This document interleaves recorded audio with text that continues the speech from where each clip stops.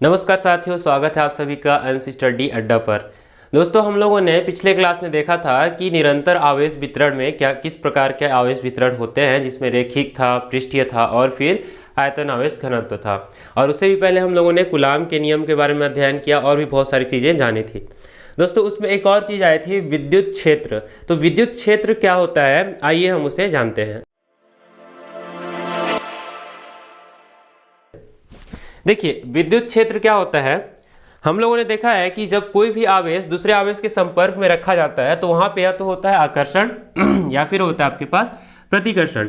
मान लेता हूं कि एक आवेश यहाँ पर है Q1 और जो दूसरा आवेश है यहाँ पर है Q2। अब ये एक दूसरे को या तो आकर्षण करेंगे या फिर प्रतिकर्षण करेंगे। ये निर्भर करता है उनके उनके इस प्रकार की प्रकृति पर कि कौन प्लस का है और कौन माइनस का है। जैसा कि आप लोगों को पता है कि अगर दोनों सेम चार्ज है, यानी कि प्लस प्लस है या फिर माइनस माइनस है, तो प्रतिकर्षित करेंगे। और अपोजिट चार्ज है, मतलब इसके पास प्लस है और इसके पास माइनस है, तो वो एक दूसरे को क्या करेंगे, आकर्षित करेंगे। तो इनका आकर्षण या प्रतिकर्षण लगने के कारण क्या लगता था, इन पर बल लगता था, जिन्हें हम बोलते हैं वैद्युत बल। क्या बोलते हैं, वैद्युत बल। और इस कूलाम के नियम ने ही बताया था वैद्युत बल के बारे में, जो हम लोगों ने पढ़ा था कि दोनों आवेशों के बीच की दूरी के गुणनफल के अनुक्रमानुपाती तथा उनके बीच की दूरी के वर्ग के व्युत्क्रमानुपाती होता है। अगर मतलब मैं ये बोल दूं कि इसके बीच की जो दूरी है वो r है, तो जो f का वैल्यू था वो हो गया था आपका 1/4πε0 और यहाँ पे हो गया था Q1 Q2/r²। तो ये वैद्युत बल का मान होता है। तो अब हम लोग समझते हैं कि विद्युत क्षेत्र आखिर क्या होता है। देखिए, इसको समझना बहुत ही आसान है। अगर मान लीजिए उदाहरण के तौर पर हमारे पास एक आवेश यहाँ पर है Q। मान लिया कोई आवेश हमारे पास Q यहाँ पर मौजूद है। अब मैं क्या करता हूँ कि एक और आवेश लाता हूँ देखिए, मान लेता हूँ ये हमारा जो आवेश है फिलहाल प्लस का है। आप कुछ भी ले सकते हो, प्लस माइनस कुछ भी। फिलहाल हम मान रहे हैं कि इस पे प्लस या फिर माइनस कोई भी आवेश है। अब मैं क्या कर रहा हूँ कि यहाँ से दूर से एक आवेश Q0 इसके पास लेके आ रहा हूँ, इधर लेके आ रहा हूँ। अब Q0 ये जो है ये धनात्मक प्रकृति का है। इसके पास कैसी प्रकृति है, धनात्मक है। तो अब देखिए क्या होगा कि इसके पास धनात्मक प्रकृति होने के कारण या तो इधर आएगा, तो इसके कारण या तो अगर ये प्लस का है तो प्रतिकर्षित होगा, या फिर अगर ये माइनस का है तो आकर्षित होगा। अब ये डिपेंड करता है कि क्या, जैसे कि आप इस बोर्ड का उदाहरण ले लो, एक आवेश यहाँ पे रखा है, ये वाला Q यहाँ पर है और ये दूसरा Q0 है वो इतनी दूरी पर है। तो क्या यहाँ से कोई फर्क पड़ेगा? तो आप बोलोगे कैसे पता चलेगा? तो डिपेंड करता है दोस्तों कि ये कितना पावरफुल है, कितने कूलाम का आवेश है। तो देखिए, अगर मैं क्या कहूँ कि यहाँ पर एक आवेश है ये वाला, अब एक दूसरा आवेश है जो इसको मैं इधर लेके आ रहा हूँ, तो वहां पर क्षेत्र, जहां एक क्षेत्र बना होगा इसका, जहां से क्या होगा कि ये वाला जो, जैसे कि आप सिंपल सा यूं समझो कि जो आपके पास चुंबक होते हैं ना, बहुत दूर होंगे तो कोई फर्क नहीं पड़ेगा, लेकिन जैसे जैसे आप करीब लाओगे तो उस हिसाब से या तो आकर्षण होगा या फिर प्रतिकर्षण होगा। तो एक निश्चित क्षेत्र के बाद ही क्या होगा कि इस आवेश के कारण इस आवेश पर प्रभाव पड़ेगा। प्रभाव पड़ने का मतलब क्या कि या तो अगर ये पॉजिटिव और ये पॉजिटिव है तो इसको प्रतिकर्षित करेगा, आने नहीं देगा पास में, क्या करेगा, इसको प्रतिकर्षित करेगा। या फिर अगर ये माइनस का है तो इसको क्या करेगा, आकर्षित करेगा। क्लियर है? तो दो केसेस इसमें हो सकते हैं, या तो आकर्षण करेगा या प्रतिकर्षण करेगा। लेकिन मुख्य बात समझने की ये है कि कहां से इस एकांक आवेश पर इसका प्रभाव पड़ना शुरू हो जाएगा। तो वही क्षेत्र, किसी भी आवेश का वह क्षेत्र जहां किसी अन्य आवेश को लाने पर ये जो आवेश है जितने बल का अनुभव करता है। बल क्यों अनुभव करता है? क्योंकि क्या करता है, ये जो पहले से आवेश यहाँ पर बैठा हुआ है ना, इसको या तो क्या कर रहा है, आकर्षित कर रहा है या फिर प्रतिकर्षित कर रहा है। इस कारण से क्या हो जाएगा कि ये बल लगेगा, इस पर बल लगेगा। अगर ये प्रतिकर्षित करेगा तो प्रतिकर्षण बल लगेगा, या फिर आकर्षण करेगा तो आकर्षण बल लगेगा। और वो बल कितना लगेगा, तो वो बल इतना लगेगा। अब इस केस में क्या होगा, इस केस में बल अगर मैं पूछूं आपसे तो आप बोलोगे कि लगेगा ये 1/4πε0 इंटू Q0/r²। अगर इनके बीच की दूरी को मैं फिलहाल r ले लेता तो ठीक है ना। तो यहाँ पे क्या, जैसे यहाँ पे Q1 Q2 था, पर यहाँ पे दो आवेश कौन कौन से हमारे पास, Q और Q0 है। इसकी वजह से हमने क्या लिख लिया, Q और Q0, कोई दिक्कत नहीं है। तो वही होता है विद्युत क्षेत्र। तो आप समझ गए विद्युत क्षेत्र क्या है कि अगर किसी भी आवेश के चारों ओर का वह क्षेत्र जहां पर किसी अन्य आवेश को लाए हैं या फिर एकांक धन आवेश को लाए हैं, तो उससे क्या होगा कि उसको या तो आकर्षण करेगा या फिर प्रतिकर्षण करेगा। इसका मतलब क्या है कि आपका जो एकांक धन आवेश है किसी न किसी वैद्युत बल का अनुभव करेगा। तो जहां से जितने बल का अनुभव करता है वही उसके लिए उसका विद्युत क्षेत्र होता है। और एक और चीज इसमें आता है कि विद्युत क्षेत्र के साथ होती है एक और, जिसे हम बोलते हैं विद्युत क्षेत्र की तीव्रता। इसको आप समझिए ये होता क्या है एक्चुअली। विद्युत क्षेत्र तो आप समझ गए कि आवेश के चारों ओर का वह क्षेत्र जहां किसी अन्य आवेश को लाने पर वो बल का अनुभव करता है, सिंपल है। लेकिन विद्युत क्षेत्र की तीव्रता क्या होती है, तो देखिए जैसे कि हम लोगों ने विद्युत बल को इस समीकरण के माध्यम से बताया कि हाँ विद्युत बल F बराबर इतना होता है। तो तीव्रता क्या होती है कि विद्युत क्षेत्र तो आपने बता दिया, पर विद्युत क्षेत्र की तीव्रता यानी कि आप उसको संख्यात्मक रूप में इस तरह से आप कैसे बताओगे, अगर मान निकालना है तो आप क्या करोगे। तो उन्होंने ही कह दिया कि कोई नहीं, हम क्या कर लेते हैं कि विद्युत क्षेत्र को विद्युत क्षेत्र की तीव्रता के नाम से बुला लेते हैं, और फिर विद्युत क्षेत्र की तीव्रता क्या कहलाएगी, वही कहलाएगी जब ये यहाँ पर आएगा जितने बल का अनुभव करेगा उसके विद्युत क्षेत्र में। तो देखिए अब इससे विद्युत क्षेत्र की तीव्रता की परिभाषा क्या बनती है कि विद्युत क्षेत्र में जब कोई एकांक धनावेश, किसी आवेश के विद्युत क्षेत्र में कोई एकांक धनावेश जितने बल का अनुभव करता है वही होता है आपका विद्युत क्षेत्र की तीव्रता। विद्युत क्षेत्र सामान्य क्या था कि किसी आवेश के चारों ओर का वह क्षेत्र जहां किसी आवेश को लाने पर वो आकर्षण या प्रतिकर्षण बल का अनुभव करता था। लेकिन विद्युत क्षेत्र की तीव्रता का क्या मतलब हो रहा है, विद्युत क्षेत्र की तीव्रता का मतलब हो रहा है कि जितने बल का अनुभव कर रहा है, जो बल वो अनुभव कर रहा है उसी बल के मान को हम बोलेंगे विद्युत क्षेत्र की तीव्रता। तो अगर ये आवेश है, अगर बल F अनुभव करता है इसको इसके विद्युत क्षेत्र में लाने पर, तो इस पर जो विद्युत क्षेत्र की तीव्रता का जो मान हो जाएगा वो हो जाएगा आपका F/Q0। क्लियर है यहाँ तक। तो आप बोलोगे हाँ बिल्कुल सही है। तो अब मैं क्या करूं कि एक बिंदु आवेश ले लेता हूं, सेम चीज आप समझो, यही जो उदाहरण अपने पास, ये मान लेते हैं कि जो अपना एक Q है ये क्या है आपका बिंदु आवेश है। इसको मैं क्या बोल दे रहा हूं यहाँ पे, बिंदु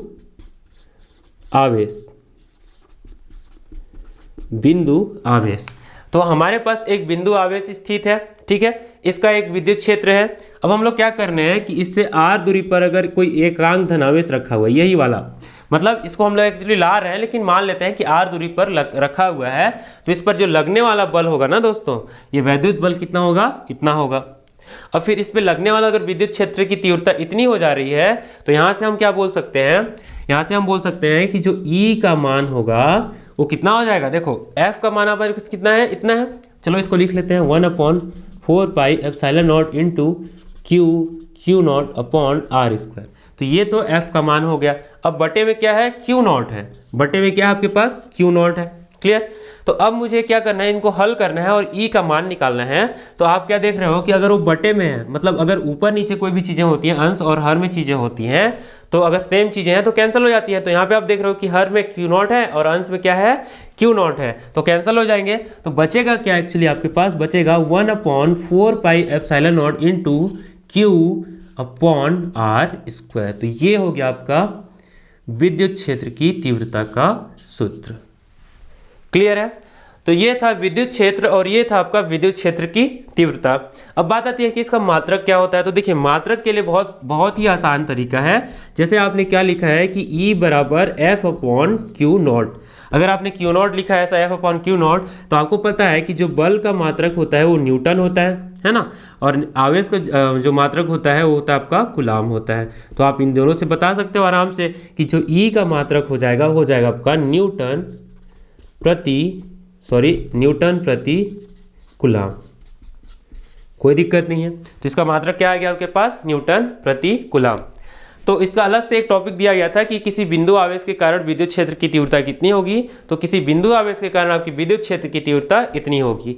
ये आपका स्टैंडर्ड विद्युत क्षेत्र की तीव्रता का सूत्र होता है कि जब कोई भी आवेश हो, ये आवेश क्या है, देखिए एक्चुअली इसका मतलब समझते हैं। अब इस समीकरण का मतलब देखिए, मैं फिर से एक बार लिख लेता हूँ ताकि आपको उसका मतलब समझा सकूँ।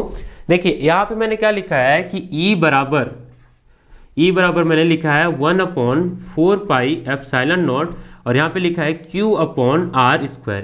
ये है आपका स्टैंडर्ड फॉर्म विद्युत क्षेत्र की तीव्रता का। अब इसमें सारे टर्म्स को समझते, देखिए ये तो आपका नियतांक है, इसकी जरूरत ही नहीं है, पर अब इन दोनों को समझते हैं Q और r² क्या है एक्चुअली में। तो देखिए यहाँ पर मैंने ये जो ऐसे करके विद्युत क्षेत्र बना रखा है और इसके अंदर एक आवेश ले रखा है, यही आवेश है आपका ये Q। अब R क्या है, तो R ये है दोस्तों कि अगर मैं मान लूँ कि इस आवेश से R दूरी पर एक अन्य आवेश लेकर आता हूँ जिसे मैं बोल रहा हूँ Q नॉट, जिसे मैं क्या बोल रहा हूँ Q नॉट। तो जितनी दूरी पर Q नॉट है Q से वही दूरी है आपकी R। तो अब आप समझ गए अच्छे से कि एक्चुअल में Q और एक्चुअल में R स्क्वायर क्या है। अगर कैसे कहीं ऐसा कंफ्यूजन ना हो कि ये जो Q लिखा है एक्चुअली इसका मान होता है, तो ऐसा नहीं है। जिसका विद्युत क्षेत्र होता है उसी का आवेश होगा। क्लियर है? तो ये हो गया आपका विद्युत क्षेत्र और विद्युत क्षेत्र की तीव्रता।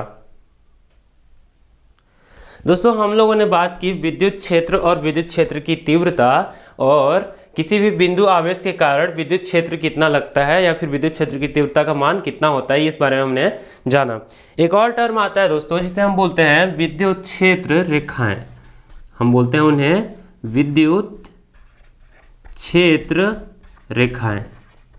समझते हैं ये चीज क्या है? देखिए, विद्युत क्षेत्र रेखाओं को समझने से पहले कुछ कॉन्सेप्ट्स मैं बता रहा हूं, उन पे ध्यान देखिए। विद्युत क्षेत्र आप समझ गए कि किसी भी आवेश के चारों ओर का वह क्षेत्र होता है जहां पे किसी एकांक धनावेश को लाने पर क्या होता है कि वो जो एकांक धनावेश होगा या तो क्या करेगा, आकर्षण का अनुभव करेगा या फिर प्रतिकर्षण का अनुभव करेगा, या फिर सीधा सा बोल ले कि जिस बल का अनुभव करने लगता है एक निश्चित क्षेत्र पे। ठीक है, तो हो जाता है आपका विद्युत क्षेत्र। अब देखिए, इसमें एक विद्युत क्षेत्र से संबंधित एक बात बताता हूँ आपको, ध्यान दीजिएगा।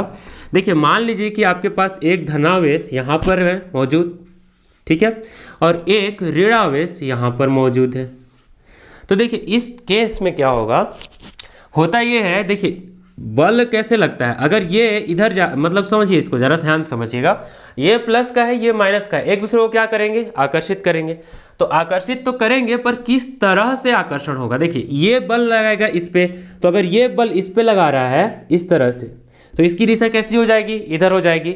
इस वजह से होता है ये दोस्तों कि ये मतलब एक काल्पनिक वक्र होता है। मतलब पहले आप तो समझिए कि ये जो विद्युत क्षेत्र है, इसका जो विद्युत क्षेत्र है और इसका जो विद्युत क्षेत्र है, होता क्या है कि देखिए इसका जो विद्युत क्षेत्र होगा समथिंग ऐसा होगा। देखिए मैं काल्पनिक रूप से आपको समझाने की कोशिश करता हूँ। मान लीजिए उदाहरण के लिए ये इसका विद्युत क्षेत्र है और वैसे ही ये इसका विद्युत क्षेत्र होगा। भाई दो आवेश हैं तो दोनों का ही विद्युत क्षेत्र होगा। अब होता क्या है कि इसके विद्युत क्षेत्र में अगर दो आवेश ले लूं और उनका एक विद्युत क्षेत्र निर्माण हो रहा है, तो हो ये रहा है कि यहाँ से फिर ये लाइनें कॉमन हो जाती हैं, यहाँ से लाइनें क्या हो जाती हैं, फिर कॉमन हो जाती हैं, और फिर यहाँ से ये दोनों मिलके विद्युत क्षेत्र रेखा का विद्युत क्षेत्र का निर्माण करते हैं। तो अगर सिर्फ एक आवेश की बात होती तो इसका विद्युत क्षेत्र यहाँ से यहाँ तक सिर्फ होता, लेकिन अब दोनों आवेश हैं तो इसके कारण जो कुल विद्युत क्षेत्र है वो यहाँ से लेकर यहाँ तक है। इसका मतलब क्या हो रहा है, जरा समझिएगा कि अगर मैं यहाँ से कोई भी एकांक धनावेश Q नॉट को इसकी ओर लाऊं तो विद्युत क्षेत्र सिर्फ ये इसकी वजह से काम नहीं करेगा, इसकी वजह से भी काम करेगा। कहने का मतलब क्या है कि जब मैं इस तरफ लेके जाऊंगा, अगर ये प्लस का है तो अगर इस तरफ लेके जाऊंगा तो क्या करेगा, इस तरफ आकर्षित होगा, लेकिन अगर इस तरफ लेके जाऊंगा तो क्या होगा, प्रतिकर्षित होगा। कारण क्या है, क्योंकि इस तरफ आपके पास प्लस चार्ज है और इस तरफ आपके पास माइनस चार्ज है। दो चीजें हो गई। अब होगा क्या कि अगर इस प्लस को मैं इधर ले जाता हूं, मतलब इसके विद्युत क्षेत्र में एंटर करा दिया, यहां पे ले गया, तो देखिए अगर इसको मैंने एंटर करा दिया तो होगा क्या, ये इस तरफ जाने की कोशिश करेगा। क्यों? क्योंकि ये प्लस का है और ये किसका है, माइनस का है। ठीक है, क्लियर। अब देखिए अगर ये घूम के इसके पास चला गया, लेकिन गलती से अगर मैं इसको यहाँ पे ले आता हूँ तो क्या करेगा, प्रतिकर्षित करेगा।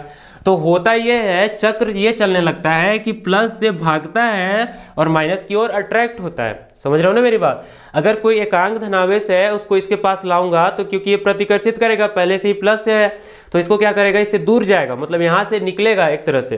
तो होता क्या है कि एकांक धनावेश को अगर किसी भी विद्युत क्षेत्र में रख दूं मैं तो वो गति करने लगता है। किस प्रकार से गति करेगा, मतलब अगर प्लस के पास जाएगा तो दूर फटेगा और माइनस के पास जाएगा तो पास आने की कोशिश करेगा, लेकिन जैसे ही पास आने की कोशिश करेगा तो इसका भी कुछ ना कुछ तो प्लस का कारण लग रहा है, इस वजह से इसके पास जाके चिपक नहीं जाता है। वो करता क्या है, जैसे इसके करीब आता है फिर इधर भागने लगता है, फिर इधर से भागता है, फिर इसके करीब जाता है, तो इस तरह से क्या करता है, वो गति करने लगता है, गमन करने लगता है। तो होता क्या है कि वो एक निश्चित रेखा के अनुदिश गति करता है। कहने का मतलब क्या है कि देखिए यहाँ पे प्लस चार्ज है, यहाँ पे माइनस चार्ज है, कुछ इस तरह से। तो होता क्या है कि ऐसी काल्पनिक रेखाएं जहां से प्लस से निकलकर माइनस की ओर जा रही हैं। अब होता क्या है, देखिए मान लीजिए कि आपका क्यू नॉट यहाँ ना होके पहले मैंने यहाँ रख दिया, तो ये भागेगा क्या, किधर भागेगा, पहले इधर जाएगा, इधर जाएगा, इधर जाएगा, फिर इसके पास जाने की कोशिश करेगा। ये देखिए क्यू नॉट पहले, अगर यहाँ पे मैं बिंदु P ले लेता हूँ, यहाँ पे बिंदु Q ले लेता हूँ और यहाँ पर जो बिंदु है R ले लेता हूँ, तो आप देखोगे कि एक टाइम पे P बिंदु पर यहाँ होगा, फिर ये जो क्यू नॉट है यहाँ पर होगा और फिर आखिर में यहाँ पे होगा। हो क्यों रहा है ऐसा, देखिए इधर जा रहा है, इधर जाएगा ही क्यों, क्योंकि इसके पास प्लस चार्ज है तो इसकी ओर से प्रतिकर्षित होगा और इधर की ओर आकर्षित होगा। अब बात आती है कि ये इसी में क्यों जाएगा, तो देखिए कारण क्या है कि वो एक निश्चित गति से ही जाएगा। मतलब कहने का ये है कि आपका जो क्यू नॉट है ये अगर यहाँ पर था तो ऐसा नहीं है कि ये किसी भी दिशा में, मतलब मैं ये बोल रहा हूँ कि यहाँ से निकला तो ऐसे ऐसे करके इसके पास जाएगा। कारण क्या होता है कि जितना बल ये लगा रहा होता है उतना ही बल ये भी लगा रहा होता है, इस वजह से एक वक्र का निर्माण हो जाता है, काल्पनिक वक्र हम जिसको बोल सकते हैं। एक्चुअली वो दिखता नहीं है बट एक ऐसा स्थिति जनरेट होता है, बन जाता है, जिस पर ही आपका जो क्यू नॉट है एकांक धनावेश है वो गति करने लगता है। ठीक है ना, तो अगर ये गति करने लगा तो ये जो रेखाएं बन रही हैं कि जिस रेखा के अनुदिश एकांक धनावेश आपका गति कर रहा है, गति करने का मतलब प्लस से दूर होके माइनस की ओर खिंचा रहा है, तो इसे हम बोलते हैं, ये जो वक्र बन रहा है आपका एक ऐसा निश्चित वक्र किसी भी विद्युत क्षेत्र में जिस पर क्या करता है एकांक धनावेश गति करता है, उसे हम बोलते हैं विद्युत क्षेत्र रेखाएं। क्लियर है, नहीं समझ में आया, फिर से एक बार समझते हैं। अब आसान भाषा में समझते हैं, ये एक्सप्लेनेशन था कि देखिए पहली बात तो इससे ये समझ में आ गई कि जो विद्युत क्षेत्र रेखाएं हैं वो प्लस से निकलकर माइनस की ओर जाती हैं। अब ये कैसे पता किया हमने, अगर एकांक धनावेश को यहाँ पे लाया तो हमने क्या देखा कि ये प्लस के पास ले जाने से प्रतिकर्षित कर रहा था और माइनस के पास ले जाने से आकर्षित कर रहा था, तो उस वजह से हम जान गए कि एकांक धनावेश प्लस से माइनस की ओर गति कर रहा है। इसका मतलब ये है कि अगर कोई मैं एक काल्पनिक रेखा का मतलब कल्पना कर लूँ कि कोई एक रेखा है जो प्लस से माइनस की ओर जा रही है निकलकर, तो एकांक जो धनावेश है उनके ही अनुदिश जाएगा, है ना। कारण तो आप समझ गए, इसके कारण प्रतिकर्षण, उसके कारण आकर्षण। तो विद्युत क्षेत्र रेखाएं क्या होती हैं कि ऐसी काल्पनिक रेखाएं जो प्लस से निकलकर माइनस की ओर जाती हैं और जिस पर क्या कहता है एकांक धनावेश गति करता है, उन्हीं रेखाओं को, उन्हीं काल्पनिक रेखाओं को हम बोलते हैं विद्युत क्षेत्र रेखाएं कहते हैं। क्लियर है दोस्तों। तो अब इसके कुछ कुछ गुण होते हैं, जो विद्युत क्षेत्र रेखाएं होती हैं इनके कुछ गुण होते हैं। तो जो पहला गुण होता है वो ये कहा जाता है कि ये जो रेखाएं हैं वो प्लस से निकलती हैं और माइनस पर समाप्त होती हैं। तो जो चीज़ हमने पहले ही अध्ययन कर लिया उसका कारण भी जान लें कि क्यों ऐसा होता है। अब देखिए बात तो हमने यहाँ भी की थी कि दो आवेश और उनका विद्युत क्षेत्र हो और उसमें हमने क्यू नॉट को पास कराया था। जरा सोचिए कि अगर सिर्फ एक ही आवेश होता तो उसका सिर्फ विद्युत क्षेत्र होता तो उस केस में क्या होता। तो देखिए वो डिपेंड करता है कि आप आवेश क्या ले रहे हो। फॉर एग्जाम्पल अगर मैं यहाँ पर एक आवेश ले लेता हूँ प्लस का क्यू नॉट, ठीक है ना, प्लस का क्यू नॉट ले लेता हूँ। अब ये चूंकि प्लस का क्यू नॉट है तो अगर मैं किसी क्यू नॉट एकांक धनावेश को इसके पास लाऊंगा तो इसको क्या करेगा, प्रतिकर्षित करेगा इस तरह से। तो अगर इसको प्रतिकर्षित कर रहा है दोस्तों तो आप क्या देखोगे कि इस तरीके से क्या करेगा, इसको प्रतिकर्षित करेगा। इस तरीके मैंने हर तरफ लाइन क्यों बनाया कि मान लीजिए कि एक केस में क्यू नॉट यहाँ पे रहा हो, इस केस में यहाँ पे रहा हो और इस केस में यहाँ ऐसे करके बना गया रहा हो। तो हमने अभी पढ़ा कि विद्युत क्षेत्र रेखाएं प्लस से माइनस की ओर जाती हैं और मतलब प्लस से निकलती है और माइनस पे खत्म होती हैं। लेकिन अगर सिर्फ एक ही आवेश है तो क्या होता है, तो उस केस में क्या होता है कि जहां से आवेश निकल रही है वो खत्म हो जाती है अनंत पर। अनंत मतलब इसका कोई अंत ही नहीं है, वो बस निकलते जाती है। क्यों, क्योंकि आगे इसको खत्म करने वाला मैंने माइनस चार्ज नहीं लिया है। क्लियर है। अब अगर वैसे ही क्या हो गया कि मैं यहाँ पर माइनस क्यू आवेश ले लेता हूँ, ऐसा ये आपका माइनस क्यू आवेश है, तो अब होगा क्या कि इस पर जो विद्युत क्षेत्र रेखाएं होंगी वो अनंत से ऐसे आएंगी। अनंत से आने का मतलब ये हो रहा है कि तीन लाइनें बनाई हैं, तो मैंने ये माना कि मान लीजिए कि क्यू नॉट को यहाँ पर रखा होगा, यहाँ पर रखा होगा और यहाँ पर रखा होगा अलग अलग स्थितियों में। तो मैं समझाना बस ये चाह रहा हूँ आपको कि अगर किसी प्लस चार्ज का विद्युत क्षेत्र में आप किसी एकांक धनावेश को लाते हो तो उस केस में जो विद्युत क्षेत्र रेखाएं होती हैं वो प्लस से निकलकर अनंत की ओर जाती है।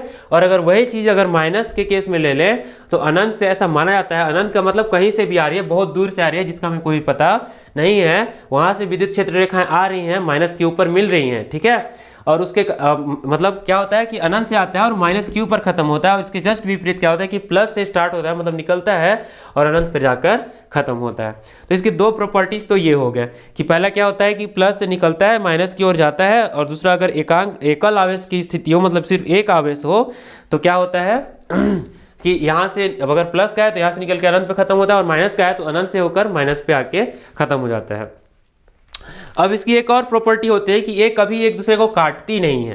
कहने का मतलब क्या बोल रहा है ये देखिए, जैसे यहाँ पर मैंने विद्युत क्षेत्र रेखाओं का निर्माण किया है, तो उस केस में आप देख रहे हो कि ये लाइन इसको नहीं क्रॉस की, इसको क्रॉस नहीं की, तो उसका कारण यही है जो मैंने अभी थोड़ी देर पहले बताया कि एक निश्चित पाथ पर ही गति करता है आपका क्या क्यू नॉट, या फिर बोल दो मैं एकांक धनावेश। कैसे देखिए, होता यह है ना कि आप जब प्लस क्यू और ए माइनस क्यू, तो एक क्या होता है, एक बैलेंस प्रॉपर्टी बन जाती है। मतलब जैसे आप ये देख रहे हो ना विद्युत क्षेत्र यहाँ से यहाँ तक टोटल, तो इसके अनुदिश ही ये गति करने लगता है, क्योंकि अगर सिर्फ प्लस होता और सिर्फ माइनस होता और इसके कारण कुछ और होता तो उसकी स्थिति बदल सकती थी, लेकिन यहाँ पे प्लस में आने के बाद माइनस पे खत्म हो जाता है। जैसे ये इससे दूर भागने की कोशिश करता है, मान लीजिए कि ज़्यादा से ज़्यादा इसका जो झुकाव है वो यहाँ तक गया, हो सकता है कि ये माइनस चार्ज नहीं होता तो ये इधर चला जाता, मतलब कौन सा केस बन जाता है, ये वाला केस। लेकिन देख रहे हो कि जैसे ही यहाँ पे पहुंचा तो इसको पता चला कि अरे यार ये तो माइनस है, मतलब मेरे को अट्रैक्ट करेगा, तो अट्रैक्ट करेगा, तो जैसे ही इधर जाना चाहता था, लेकिन आप देखा है कि यहाँ पे माइनस चार्ज है, इसकी वजह से ये इधर खींचा चला आया। तो अगर मान लीजिए कि जैसे कि यहाँ पर 3 पॉइंट्स ले लेता मैं, यहाँ पे मान लीजिए कि ए है, ये आपका बी है और ये आपका सी है, तो यहाँ पर अगर मैं क्यू नॉट को एक बार रखता, यहाँ पे भी एक बार रखता और यहाँ पर भी एक बार रखता, तो ऐसा नहीं होता कि यहाँ पर रखने के बाद ये कुछ इस तरह से बी वाले पे रेखा पे जाके मिलेगा, क्योंकि देखिए इस दिशा में जितने पास पे जाके यहाँ पे खत्म होने की कोशिश करेगा तब तक ये इसको क्या करने लगेगा, अट्रैक्ट करने लगेगा। तो ये होता है कि ये जो विद्युत क्षेत्र रेखाएं होती हैं कभी एक दूसरे को नहीं काटती हैं, ठीक है ना। और आगे देखिए क्या लिखा है कि विद्युत क्षेत्र रेखाएं लंबाई के लंबवत दिशा में एक दूसरे से दूर हटने का प्रयास करती है। देखिए ये बोलना ये चाह रहा है, जैसे ये मैंने बनाया है यहाँ पे लंबाई, यानी कि इधर के जो गैप है ना, जैसे यहाँ पे अगर मैं एक और बना दूं तो इसके बाद का जो गैप है कुछ इस तरह से दूर हटने का प्रयास, मतलब कि जो लंबाई के अनुदिश होती है ना उससे दूर हटने का प्रयास करती है। लेकिन यहाँ पे देखो पास पास है, एंड में या स्टार्टिंग में देखो पास पास है, लेकिन जैसे जैसे बढ़ते जाती है इनके बीच का जो गैप है ना वो ज़्यादा होते जाता है। समझ पा रहे हैं? तो ये है विद्युत क्षेत्र रेखाएं क्या होती हैं, आप समझ गए, और उसकी कुछ कुछ प्रॉपर्टीज। तो बुक पे आपके पास विद्युत क्षेत्र रेखाओं के प्रॉपर्टीज यानी कि उनके गुण दिए हुए हैं, इंपॉर्टेंट है, आने के चांसेस रहते हैं एग्जाम्स में। और मैं आपको बता दूं कि एग्जाम्स की प्रिपरेशन भी आपको कराई जाएगी, सेपरेट रूप से आपको सारे क्वेश्चंस बताए जाएंगे कि किस तरह के क्वेश्चन पूछे जाते हैं, और उसके हिसाब से कंप्लीट प्रिपरेशन कराई जाएगी। और जो भी इसमें डाउट होता है आप टेलीग्राम ग्रुप दिया जाएगा आपको डिस्क्रिप्शन में, वहाँ पे ज्वाइन करिए, पहले वहाँ पे कमेंट करिए कि आपको क्या प्रॉब्लम है। वहाँ पर आप कमेंट करने के बाद क्या करेंगे हम लोग कि जूम जो मीटिंग ऐप होता है वहाँ पे हम एक मीटिंग रखेंगे, डाउट क्लास रखेंगे, जहाँ से आप अपने सारे डाउट क्लियर कर सकते हैं। एक दिन रखेंगे, वीक में एक दिन रखेंगे, जो भी डाउट्स होता है वहाँ पर हम क्लियर कर लिया करेंगे। क्लियर है? तो आज के क्लास में इतना ही है, मिलेंगे हम लोग नेक्स्ट क्लास में।